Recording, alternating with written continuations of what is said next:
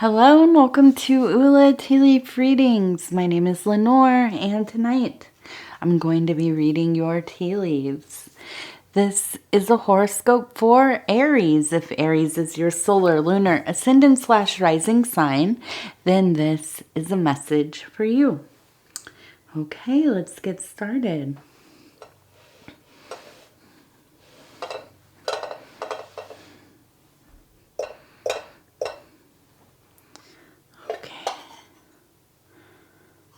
Let's see, what do we have going on here? What do these tea leaves have to say? Now, I was expecting some kind of heart. We'll have to take a look to see if we have kind of a incognito heart.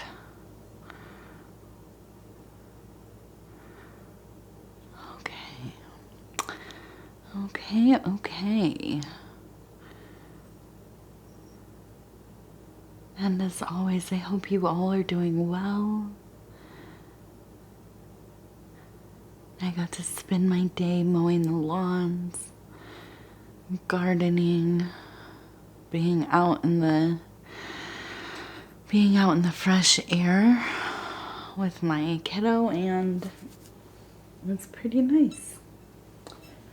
Okay, I want to take a look at the card, and we have here the 6 of Cups. The colors are wonderful for this time of year. I guess if you're in the northern hemisphere. They're good for the southern hemisphere too, because you might be lacking a little color. Might be getting a little more brown and bleak going into that more wintry season. So in the Thoth deck, in the system of the system of Crowley's here, we have these beautiful lotus flowers kind of spraying their juices, their nectars all over these cups, filling them up. And this is very much related to pleasure. At least that's what the card says. And this is a card that is kind of really about joy, about being a little bit more playful, maybe some nostalgia. In the more traditional tarot decks, it's often kind of this idea of a naive, innocent kind of love, to be kind of looking back on your life, maybe in your younger years, as a child, as a teenager, young adult, and kind of romanticizing those extraordinary, moving bouts of passion, first love, and physical attraction, eros, and second chances. Okay, so maybe coming together with somebody or within your relationship. Once again, we talk about this a lot in my readings, this idea of kind of long relationships as they go through different seasons. Sometimes we find ourselves growing apart and we have to kind of get to know each other again and decide every day that we want to be together and do the things that we must do to get back to a place where, we're kind of very excited and, attracted and wanting to spend more and more time together. And that's, the reality of life is it's not always like that. We get busy. We go through different things, illnesses, losses, financial ups and downs. All these things can be very stressful. Children, growing up, it's just all kinds of stuff. So, it's not, unless you are you know, in some mythical union, usually, you know, it's work. It's work to make a relationship last. So anyhow, let's see what we have going on here in the cup. I promise it won't be all about relationships. I know not all of us want to hear about that. This is interesting because I saw two people, this one and this one. This one is interesting because it looks like an enthroned deity. It has the head of a cow and definitely gives me those Hathor vibes.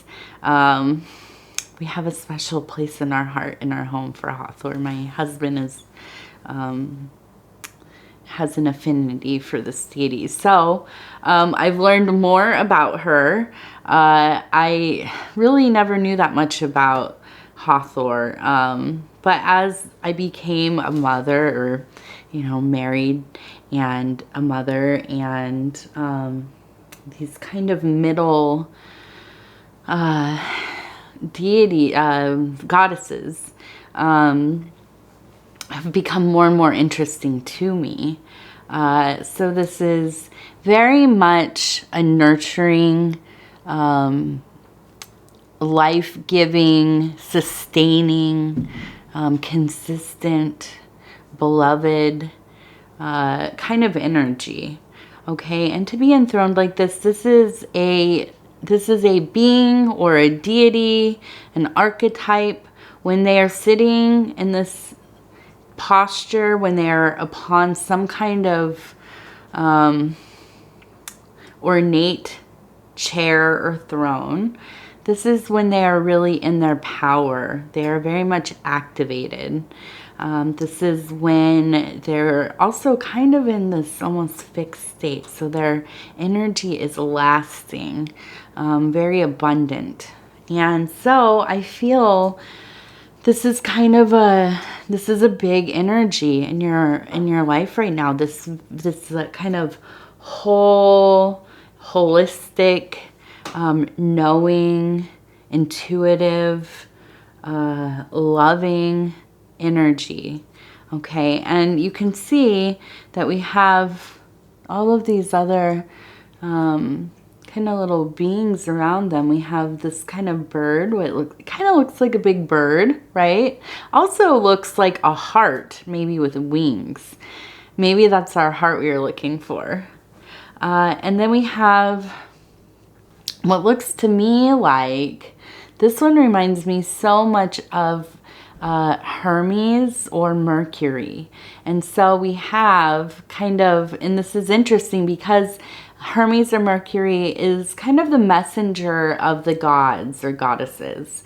And we have the shoe, and it looks like it almost has like the little wings right there, right? And so in this posture, it would be kind of this divine utterance in the ear of this goddess. Okay, so kind of a little bit of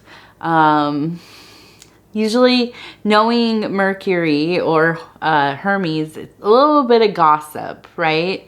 But also I think because of the nature of Hathor, not big on gossip. This is kind of a and I know we are crossing pantheons. I'm not certain because I'm not really, I know the basic Egyptian deities. And there's a lot of composite deities and crossovers depending on what dynasty or age you're thinking of. And I don't really know what the Egyptian equivalent of Hermes or Mercury would be, but I'm sure there was one because there was the Roman occupation. So there has to be one. Maybe Horus, some like minor aspect of Horus, possibly, I don't know. But anyhow, I imagine that this is kind of an unbothered kind of energy. I think that you are not interested in the frivolous right now. You want things to find a peaceful place, right? We also have this, it looks like, and I gotta get it up here like this, because it looks like it has a little ear, and you can see it right here, and it's coming up right to the back here, and it looks like a little serpent. And we know the serpent is kind of that, I mean, it could be a kind of a venomous, like, you know, backstabbing. I don't think so in this situation. I think this is more about wanting to add its 2 cents, bring some kind of knowledge into the situation. And we have a very wise archetype here. So I feel almost like the sense of kind of rotating thoughts. Okay, we have some of these more frivolous, fun, you know, just kind of talking for the sake of talking in the Mercury. We have the heart with wings, so more of that amour, okay, so romantic love, but also with the wings, this could even verge on the agape, the more sacred and lasting. And this is something I never really knew, but apparently agape, which I thought really was only a love that could be applied to your relationship with like an interior beloved or your chosen deity or deities. But also, I guess, in some translation, it could also be applied to unconditional love. A love that is forever, that is, you know, everlasting. And so this could be something like a love you have with your child, or somebody who you would feel is maybe like a soulmate, or somebody that you just, you know, you are beyond best friends. You feel like they could never do anything to disrupt your relationship, right? So, and then we have the serpent, of course. So I feel like there's kind of this trifecta of different thinking happening, but you are really in this very centered, earthy, full place, okay? And I think you, based on our last reading, which maybe has nothing to do with this, I don't know, but it was about a relationship where you were kind of having unbalanced domestic kind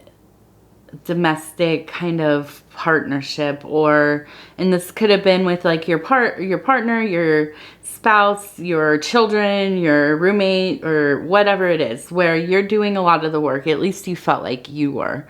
Some resentment arising. I feel like you have been really working towards doing better in this relationship.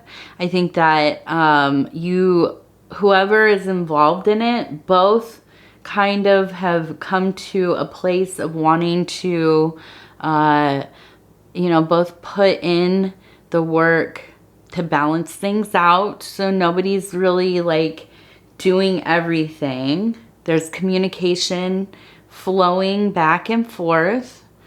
And I feel like, you know, I assume you must have brought something up, because this seems like it came about quickly after.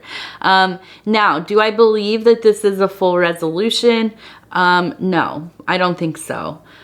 These are the types of things that last, you know, they never get resolved, really. It's something that you have to keep working on, as I was talking about in the beginning. You know, sometimes things, we're all doing our work, we're doing our fair share, we're bringing in the same, you know, at least the same amount of energy and helping and, you know, being on top of things. And sometimes it just is not like that, you know. And we have to sometimes continually have reawakenings where it's like, okay, I got to get back on my thing. And hopefully you are in a dynamic where when somebody is struggling in the family, in the relationship, that you can help each other kind of get through that, right? Sometimes we, you know, for me, I'm thinking about it right after I had my daughter. It was hard.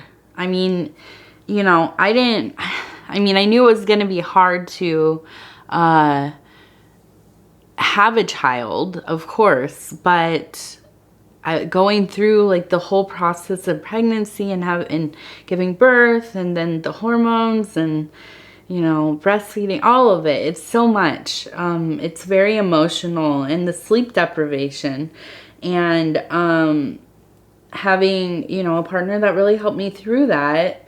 I wish that for everybody, because I know some people do not have that privilege. They don't have the luxury of having a lot of help from their partner. So I feel like there's kind of been a shift. I think that you must be advocating for yourself. I think that's very much in line with this energy of this being, this Hathor being, this beautiful goddess. Okay. Now I want to look over here. We have, well, I see up here we have a Z. Okay, so that seems important. We also have another Z right here. So I feel like maybe somebody with a Z name, okay? It could be an N as well on the side, but because of where these are kind of placed, this little pile of stuff, it makes me feel like this is probably a Z. Okay, so I feel like this looks like a very skinny airplane, but it does. It looks like some kind of airplane. And I'm wondering, I have this feeling, this energy that because things are, and look at this over here, we'll see the heart with the wings. It kind of looks like if we turn it a little bit, it also looks like an airplane, so, or a bird. But I feel like we are moving into a place where you might be going on some kind of vacation, taking some kind of trip, okay? Having a break from the normal, breaking up that routine a little bit, okay? Just getting, I mean, even if you're just getting in your car and taking a drive for the afternoon to get away from things, that works. You know what I mean? So, I really feel like there's really this movement towards, having your intention aligned with not to ignore the problems that are happening or the feelings that you're having, but you're realizing that in some ways, you're just kind of turning your wheels. And I think that can happen often when we get into problems or disagreements, or that resentment starts to come about. We can talk about how we feel. We can talk about what we're going to do, how we're going to fix it, you know, ad nauseum or whatever. But sometimes you really just have to break away from the cycle that's going on. You have to get out of the norm. You have to go do something else.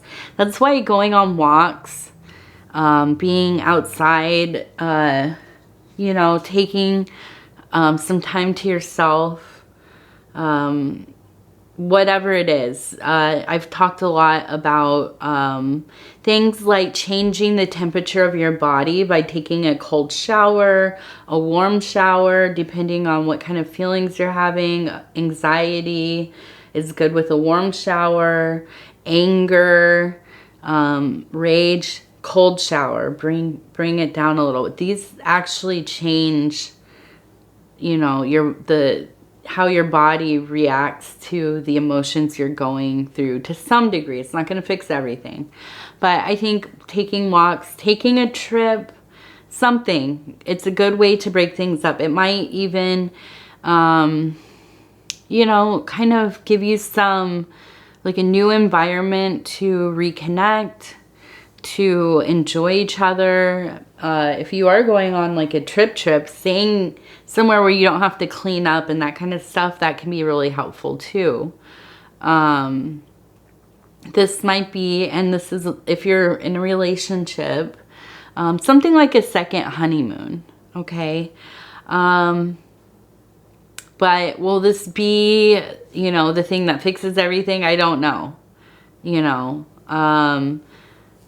will this last, this feeling? I don't know. You know, what I do know is that you have to keep working on things. And it's a fine line that we have to kind of walk between just like being too focused on a problem and just kind of trying to like get over it and forget about it, because that doesn't resolve anything. So I think you're kind of trying to find that balance, and I think you're doing a good job. Okay.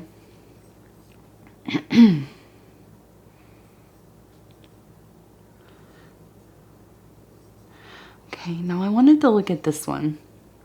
And I see this kind of large bird, and it's kind of, it looks like it's kind of got its beak down into this beautiful flower. And, excuse me, I'm very sorry. I think that at night it seems like my allergies start to set in a little bit. And I don't think about the fact that I'm on camera. So we have this bird. It looks like it's kind of looking down into this flower. Now I want to be delicate about this, this symbol and what I'm about to say. So,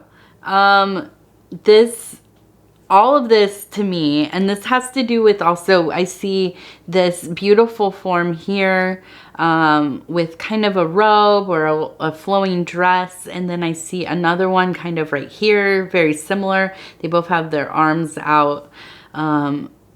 Very much like a self-empowered, self-embodied, self-realized kind of posture and just energy altogether.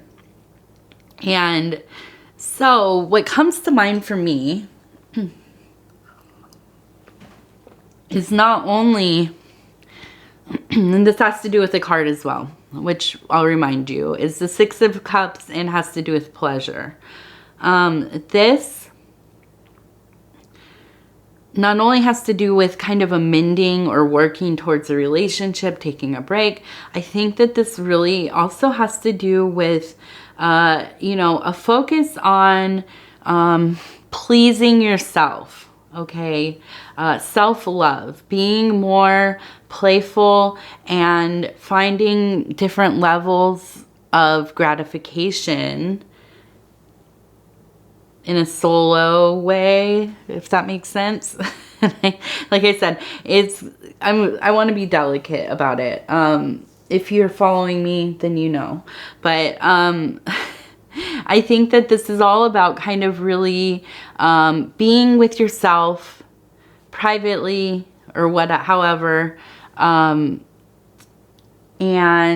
you know, just being very in touch with your body, with your interior needs, with your desires, and allowing yourself the space to explore that, which can be, I don't know why it even makes me feel a little silly trying to talk about this in such a veiled way, but it really is, you know, a thing that is, well, for me, it doesn't feel super taboo, but, you know, in an open air, in an open space like this, a public forum, if you will, it is something that, you know, I don't know how to say this right, but I think you get what I mean. So I think it's a wonderful time of self-knowledge, exploration, pleasure, self-empowerment, and these, you know, hopefully a little bit of travel, maybe going somewhere fun, special, stress-free. And okay, let's see, what do we have here?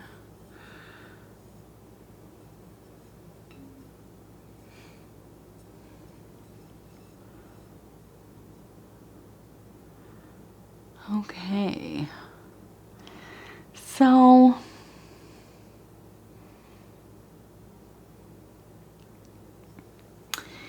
if you just saw that, if you just watched that, it kind of looked like a face, and then the T kind of pulled that away, and then we're left with a person that's kind of gazing out over the sky, where it seems that there are kind of these birds flying.